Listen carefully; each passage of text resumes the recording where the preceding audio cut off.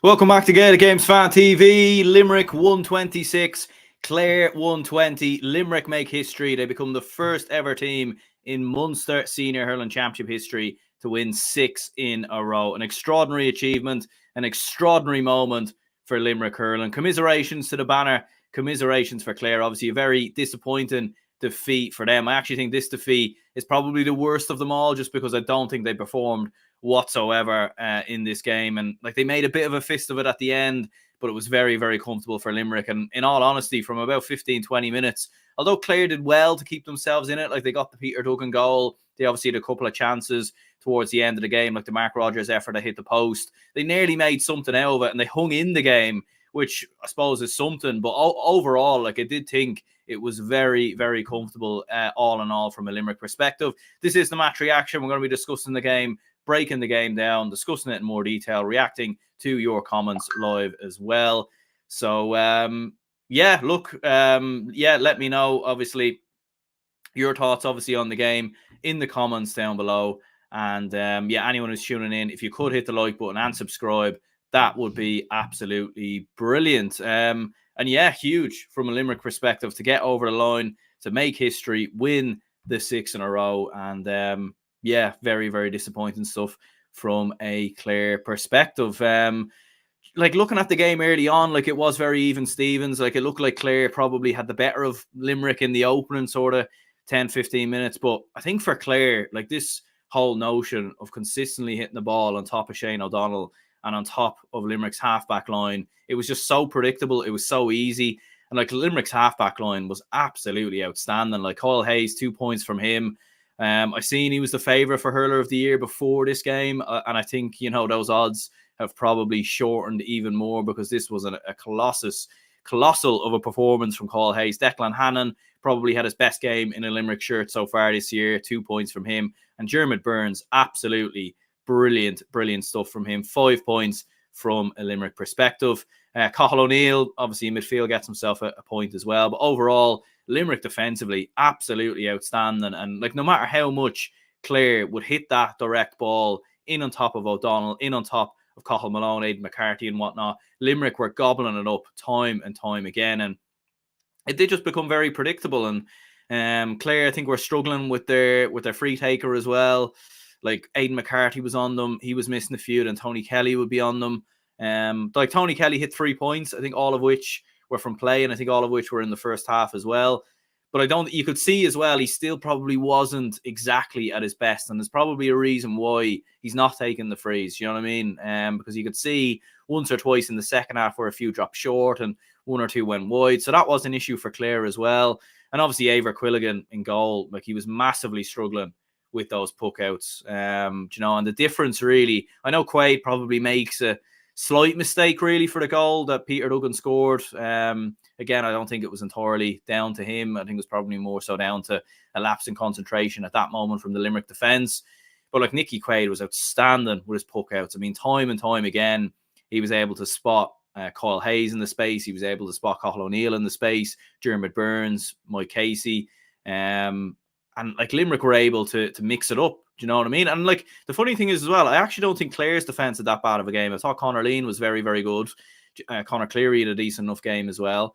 And it was kind of similar. Like when Limerick would go long, the ball would break down and Clare would be able to gobble it up and go the other way.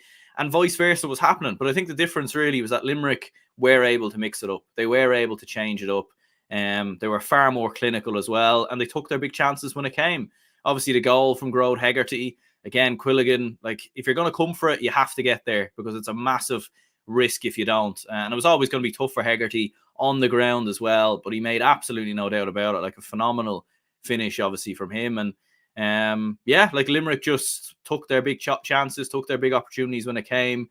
And I thought for Clare, it was just too one-dimensional for about 50-55 minutes.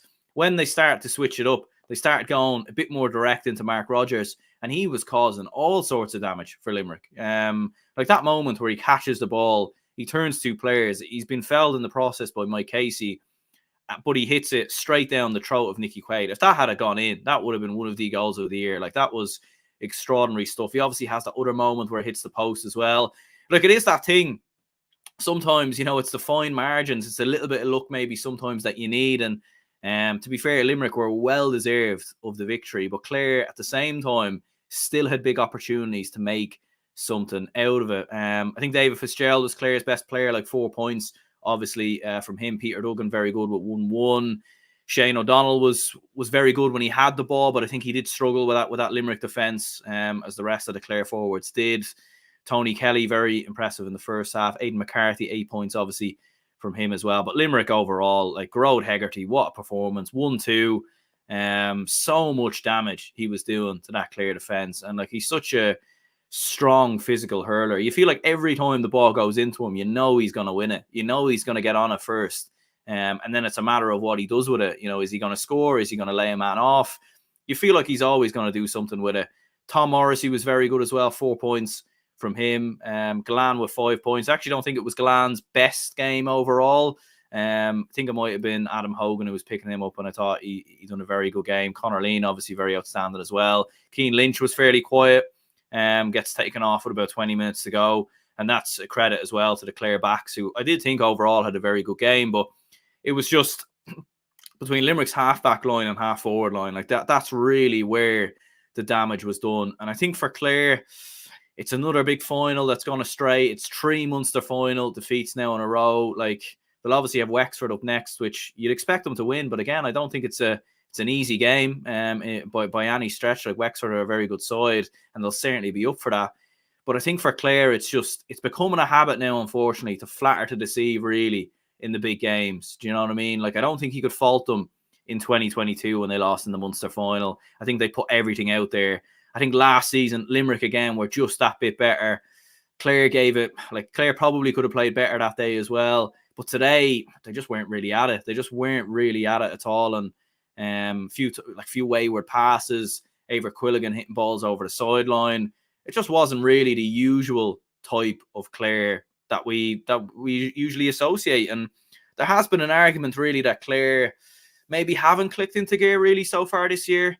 Very good, obviously, throughout the league, won the league. Again, the league is such a hard one to judge at the best of times because, like, teams always don't look at their best during the league. I mean, you only have to look at Limerick getting hammered by Kilkenny in the semi-final. So, a little bit of an unusual one there from a Clare perspective. But yeah, like, semi-final defeats, obviously, in the last couple of seasons as well, which is haunted them. And look, if they're going to get back to a semi-final, it's going to be Kilkenny that they're going to face again. And like, Kilkenny were very good yesterday against Dublin. So worrying times from a Clare perspective. But for Limerick, look, I don't even think Limerick were necessarily, like, I still think they have another gear to go up on as well. I don't even think this was them at their absolute brilliant best. Do you know that way? Like, they probably still have another gear to go up on. But look, it's 6 Munster titles in a row. They're probably on course to do the 5 in a row. I genuinely do think the only team now that can stop them is Cork. That's the only team that can stop them. And you'd imagine Cork. Look, Cork will be in that semi-final because they have Offaly and Dublin to come next, and they should realistically win both of those games fairly comfortably. So I think we very well know the semi-final will be Cork-Limerick.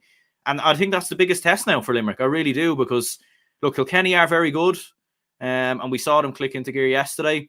But I still think Limerick are a better team, and they've proven that over the last few years. And I don't think they'd be worried about Clare in an All-Ireland final if that was to come around as well. So, look, I think Limerick are on course to do the 5 in a row. I think you'd have to put them down now. If they weren't already, I think they probably were already, to be honest. But without doubt, the greatest hurling team of all time. And do you know what? Like, I think there's a case they could be pushing on the greatest GA team of all time when you actually look at it.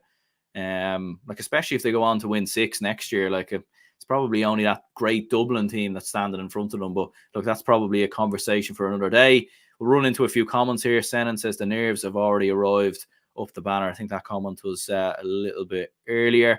Jared says Limnock a boo. Absolutely. Tom says Limerick never looked like losing. Yeah, they always had Clare at arm's length.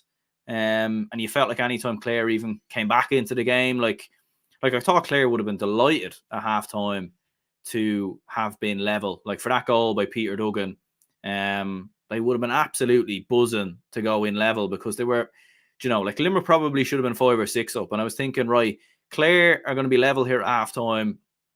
they're not going to make the same mistakes as they made in the first half. And maybe like they might be able to get something out of it, but it just wasn't the case. Limerick kicked on again at the start of the second half. And there we go. A2 says, that was boring. Clare cannot beat Limerick. Like I said, easy for Limerick. Very dull game. Disappointing. Brian Lohan is absolutely hopeless tactically. Yeah, look, it probably wasn't the rip-roaring Munster final that a few years was. But I think when you have, you know, like the same game happening every year, really, it's teams are bound to cancel each other out. And I think defensively, both sides were fairly sound. Like they made a few mistakes, but Limerick were just better in the half moments or in the big moments. Do you know what I mean? And that was the key difference. And Clare didn't adapt. Like Limerick were able to switch it up. Like when Limerick went long, as I said, I do think Clare were doing well with Conor Cleary, Conor Lean. They were able to win those balls and turn Limerick over. But Limerick would mix it up. You know, they push a ball over to the sideline to Shane O'Brien. They'd work it through the middle. They'd start running the game a bit more. So they were able to mix it up, whereas Clare weren't. And yeah, I do think Brian Lohan, like, it's a hard one, really. Look, you're coming up against the greatest team of all time. But I do think if they don't get to an All-Ireland final, there will be massive question marks as to whether maybe they need a change or maybe they need to switch it up, because, you know, I think that's a phenomenal Clare team there in Mark Rogers, who's outstanding, Conor Lean, who's obviously come in. You do have older lads, though. Like, there is an argument Shane O'Donnell mightn't be there next year. Tony Kelly isn't getting any younger. So, like, you do wonder, are Clare missing their chance a little bit here? Like, are they going to be able to come back to the well again next year? Do you know what I mean? Especially with how good Cork have looked. So it's a hard one to know. It's a hard one to know for Clare, but very, very disappointing for them. Brilliant, obviously, for Limerick. They were absolutely brilliant, as I said. And I do think there's a case, and if the case wasn't already there, I think it probably already was. But I do think they're the greatest hurling team of all time, and probably pushing to be the greatest GA team of all time. You know, you probably only have the Dublin Footballers won 6 in a row that's ahead of them. The Cork Ladies team, I remember, went on an absolute tear-up a couple of years ago. So maybe you're looking at those two teams. I think they're better than the Kilkenny 4 in a row side, in my opinion, now. And look, once they win the 5 in a row, they'll cement that even further. So, yeah, absolutely extraordinary stuff from a Limerick perspective. I suppose the thoughts of Limerick Cork in an All-Ireland semi-final. I mean, you could nearly put the tickets on sale for that now, and I think it would sell out, to be honest with you. But there we go. Look, hopefully us Tubs will have something to say about that. But if we come through Cork, we only have Limerick to play. So there we are. But there we are. But look, I think it will be Cork that will be Offaly, and they probably will be Dublin as well. But yeah, let me know your thoughts, opinions on the game in the comments down below. We'll be going live tomorrow evening at some stage with one of the lads to obviously review the games and everything else. Review both hurling games, the John McDonough Cup final, some of the football action as well, Tailteann Cup games and everything else. So make sure to stay tuned for that. So yeah, cheers anyone who tuned in. We'll speak to you all again.